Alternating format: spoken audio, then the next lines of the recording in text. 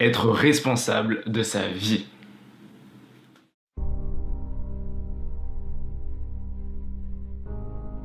Si tu as vu ma dernière vidéo Avoir confiance en la vie, j'expliquais que si tu as confiance en la vie, tu étais plus capable d'oser, de tenter, de donner, de prêter, d'entreprendre, d'oser aimer, de sortir de ta zone de confort.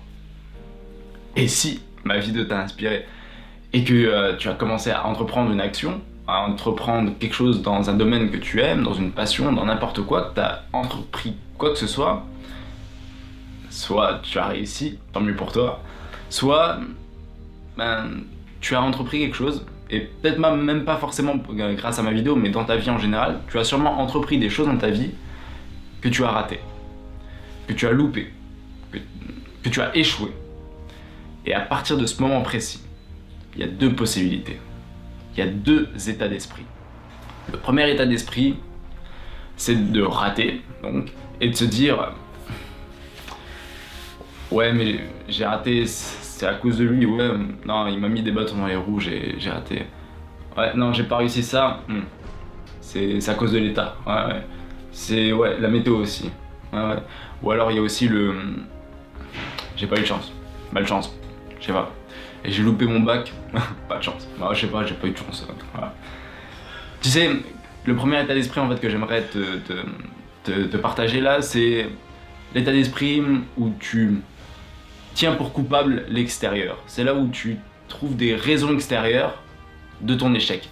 En soi, je dis pas que c'est mal, c'est un réflexe de défense, c'est pour se créer du sens. Toi-même, tu sais que le sens sur ma chaîne YouTube, c'est très important pour moi. C'est pas mal, on va dire que c'est naturel. Mais je pense pas que ce soit le meilleur état d'esprit à avoir dans sa vie quand on rencontre un échec. Et le deuxième état d'esprit que je vais essayer de t'exposer, c'est de se dire ok, très bien, ça m'est arrivé. Peut-être oui que la météo a joué sur réussite ou échec de mon projet, enfin plutôt dans ce cas échec. Peut-être ouais que lui m'a mis des bâtons dans les roues, peut-être oui que l'État m'a mis aussi des bâtons dans les roues, peut-être j'ai pas eu de chance.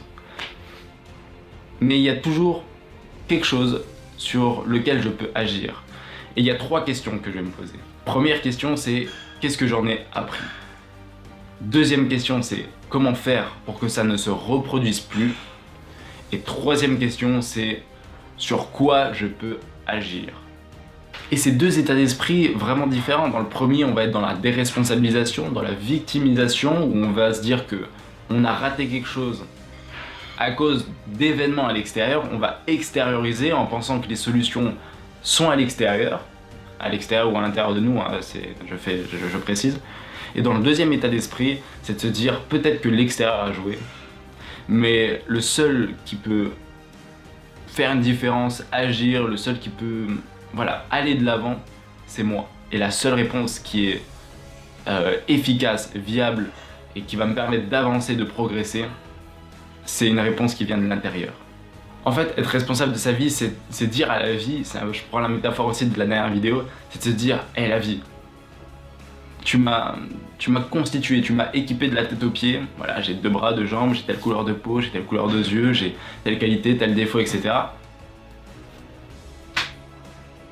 J'ai toutes les ressources nécessaires pour affronter les obstacles que tu vas me donner. » Être responsable de sa vie, c'est développer ses capacités, c'est apprendre de ses erreurs, c'est développer son unicité, enfin le fait qu'on est unique en fait. Être responsable de sa vie, c'est s'autoriser à être un peu plus soi-même chaque jour.